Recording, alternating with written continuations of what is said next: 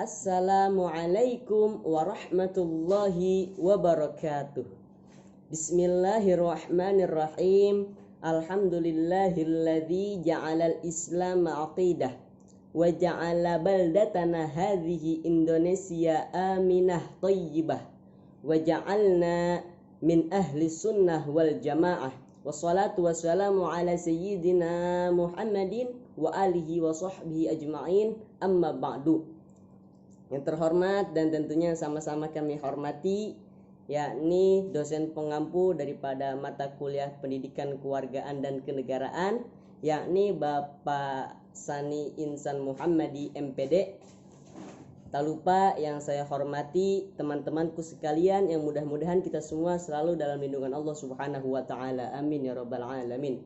Puji syukur kehadirat Allah Subhanahu wa taala, yang mana Allah yang telah memberikan kita berbagai macam kenikmatan sehingga kita dapat berkumpul kembali, bermuajahah, bertatap muka secara virtual, yang mudah-mudahan perkumpulan kita ini mendapatkan ridha dari Allah Subhanahu wa taala. Amin ya rabbal alamin. Selawat teriring salam, mari sama-sama kita sanjungkan keharibaan alam, manusia yang budiman, yang profilnya menawan hati setiap insan, yakni Habibana wa syafi'ana wa maulana Muhammad sallallahu alaihi wasallam, kepada seluruh para keluarganya, para sahabatnya, para pengikutnya, dan kita selaku umatnya, yang mudah-mudahan nanti di yaumil qiyamah mendapatkan syafaatul uzma darinya. Amin ya rabbal alamin. Kami di sini dari kelompok 1 insyaallah akan mempresentasikan daripada materi kita yang pertama, yaitu urgensi nasionalisme generasi muda. Kami dari kelompok 1 terdiri dari 3 orang. Yang pertama saya sendiri selaku moderator, yaitu Anang Fajar Hasbi, dan saya ditemani oleh 2 rekanita saya, yakni Devi Ambarwati dan Anissa Nurrahmayanti Sapitri. Baik, untuk mempersingkat waktu, langsung saja kepada pembahasan pertama. Insya Allah akan saya sendiri yang akan membahasnya. Para teman-temanku sekalian, sini saya akan sedikit menjelaskan tentang pengertian nasionalisme serta pengertian menurut para ahli. Nasionalisme adalah suatu sikap politik dari masyarakat suatu bangsa yang mempunyai kesamaan kebudayaan dan kewilayahan serta kesamaan cita-cita dan tujuan. Jadi nasionalisme itu adalah sikap politik dari masyarakat atau dari kita semua yang mempunyai kesamaan kebudayaan serta kesamaan cita-cita dan tujuan. Jadi tidak memandang apapun agamanya, tidak memandang apapun rasnya, kalau sama-sama mempunyai rasa nasionalisme, insya Allah timbul rasa persaudaraan yang kuat. Menurut Kamus Besar Bahasa Indonesia, nasionalisme adalah paham atau ajaran untuk mencintai bangsa dan negara sendiri. Kiai Haji Hasyim Asy'ari mencetuskan hubbul watan minal iman.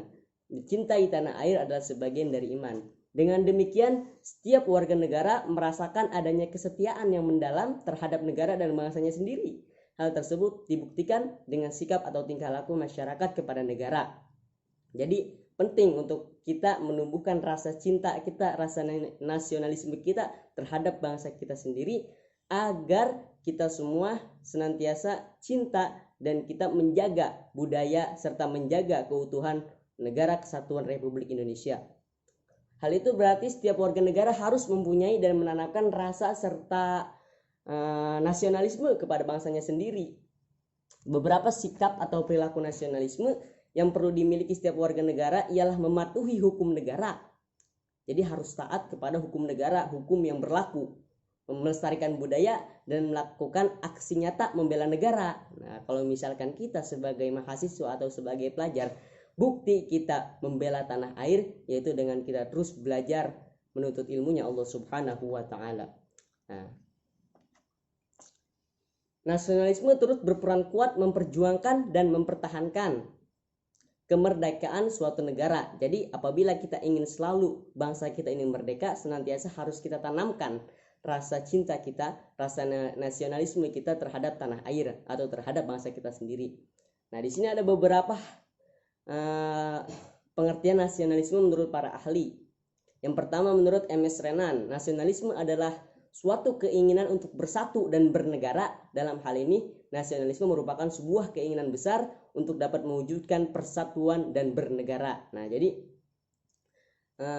menurut beliau adalah suatu keinginan untuk bersatu dan bernegara. Jadi walaupun beda agama, beda ras, beda suku dan lain sebagainya, harus bersatu. Karena itu merupakan karunia dari Allah Subhanahu wa taala, wa ja'alnakum syu'uban wa qabaila lita'arufu. Kata Allah, Allah menjadikan kita berbangsa-bangsa dan bersuku-suku. Tujuannya untuk kita saling mengenal serta saling mempererat persaudaraan kita.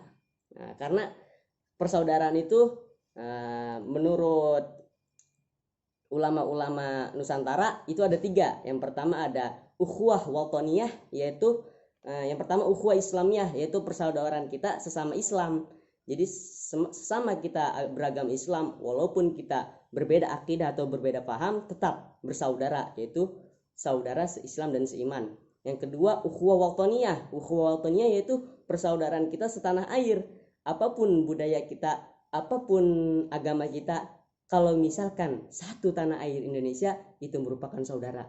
Yang ketiga ukhuwah basyariah, yaitu persaudaraan sesama manusia. Jadi kita bersaudara kepada seluruh manusia yang ada di muka bumi, baik Indonesia, Malaysia, Amerika, Eropa dan lain sebagainya, itu merupakan saudara kita, yaitu saudara sesama manusia.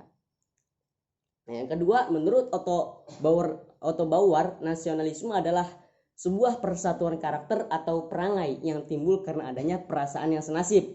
Jadi apabila ada saudara kita yang tertimpa musibah di suatu wilayah, kita ikut rasa berbelasungkawa, ikut rasa sedih yang senasib, ikut merasa kesedihannya gitu. Jadi itulah yang disebut nasionalisme menurut Otto Bauer. Yang ketiga, menurut Elstodar, nasionalisme adalah suatu kepercayaan yang dimiliki oleh sebagian besar masyarakat, di mana mereka menyatakan rasa kebangsaan sebagai perasaan memiliki secara bersama dalam suatu bangsa. Jadi kita harus mempunyai rasa memiliki terhadap bangsa kita sendiri. Itu dengan cara kita menjaga daripada tumbuhan-tumbuhan, hewan-hewan dan lain sebagainya, kita jaga yang ada di bangsa kita agar Indonesia senantiasa menjadi baldatun thayyibatun wa rabbun ghafur. Yang keempat, menurut Hans Kohn, nasionalisme adalah formalisasi atau bentuk dan rasionalisasi dari kesadaran nasional berbangsa dan bernegara sendiri.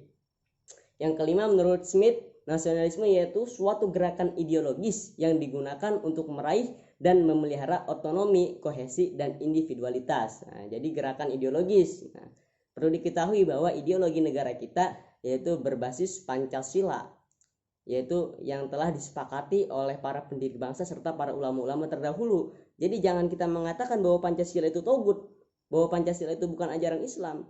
Pancasila sendiri itu semua isi kandungannya ada di dalam Al-Quran.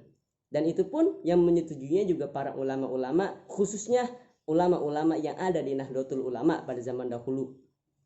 Yang keenam, menurut Abe Baurey, nasionalisme yakni rasa cinta kepada daerah dan bahasa, oleh perseorangan atau sekelompok orang. Nah, jadi adalah rasa cinta kita kepada daerah kita dan bahasa kita oleh perseorangan atau sekelompok orang. Jadi kita harus mempunyai rasa cinta kepada daerah kita.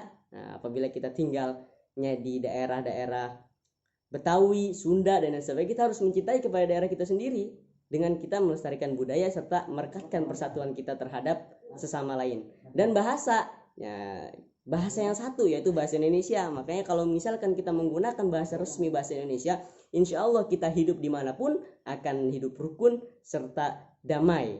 Nah, itulah pengertian nasionalisme serta menurut para ahli yang telah saya paparkan tadi. Insya Allah sedikit tapi bermanfaat. Dilanjut kepada pemateri kedua, insya Allah yang akan disampaikan oleh rekanita saya, yakni saudari Anissa Nurrahmayanti Safitri. Kepadanya dipersilahkan. Nasionalisme bagi generasi muda. Jiwa nasionalisme, teori yang dikemukakan oleh beberapa ahli. Nasionalisme dapat diartikan sebagai rasa kebangsaan yang timbul karena kehendak untuk bersatu dan bernegara serta perasaan senasib dan sepenanggungan dalam suatu bangsa. Hal ini berarti bahwa nasionalisme merupakan perwujudan dari naluri manusia yang cenderung bersatu untuk mempertahankan diri. Ketika kehidupan sudah aman dan tentram, masyarakat mulai merasa tidak ada lagi hal yang perlu diperjuangkan untuk negaranya. Rasa nasionalisme pun mulai pudar. Hal ini dapat dilihat dari mulai maraknya tindakan pelanggaran hukum yang terjadi terutama dalam pemerintahan di Indonesia. Sebagai besar, pelanggaran ini dilakukan oleh oknum-oknum tidak bertanggung jawab yang hanya ingin memperkaya diri dengan cara ilegal dan merugikan negara. Bahwa ketika masih banyak masyarakat yang hidup melarat. Terima kasih, saya kembalikan kepada moderator. Terima kasih kepada Saudari Anissa Nur Rahmayanti Sapitri yang telah memaparkan materinya. Dilanjut kepada materi yang selanjutnya yang insya Allah akan disampaikan oleh rekanita saya, yakni Saudari Devi Ambarwati. Kepadanya dipersilahkan. Oke, bismillah. Terima kasih kepada moderator yang telah memberikan saya kesempatan untuk mempresentasikan yang bagian C, yaitu menumbuhkan rasa nasionalisme. Upaya untuk menumbuhkan rasa nasionalisme bagi generasi muda yaitu pertama ada perkenalkan keanekaragaman budaya Indonesia. Indonesia sangat kaya warisan dan budaya yang tersebar dari Sabang sampai Merauke. Memperkenalkan budaya daerah keluarga sendiri dan sekitarnya dapat dimulai dari lagu anak-anak, bahasa, baju khas, makanan, rumah khas hingga cerita rakyat yang berasal dari daerah asal orang tua. Membawa anak-anak berwisata ke tempat yang memiliki rumah-rumah adat yang bisa menjadi pengetahuan bagi anak-anak mengenai rumah-rumah khas suatu tempat untuk meningkatkan rasa nasionalisme anak. Yang bagian 2 yaitu perkenalkan sejarah Indonesia. Cerita sejarah untuk anak biasanya dikemas dalam bentuk menarik dengan menyisipkan gambar dalam setiap halamannya. Bisa juga menceritakan khas pahlawan nasional, bagaimana mereka berjuang untuk memperebutkan kemerdekaan bagi Indonesia karena kecintaannya pada bangsa negara. Kemudian berikan juga pengertian bahwa berkat perjuangan para pahlawan di masa lalu kita bisa hidup merdeka, tentram dan tanpa perang di masa ini. Tetapi perhatikan agar memberikan penjelasan sesuai dengan usia pemahamannya. Yang bagian 3 yaitu didik anak untuk menghargai perbedaan.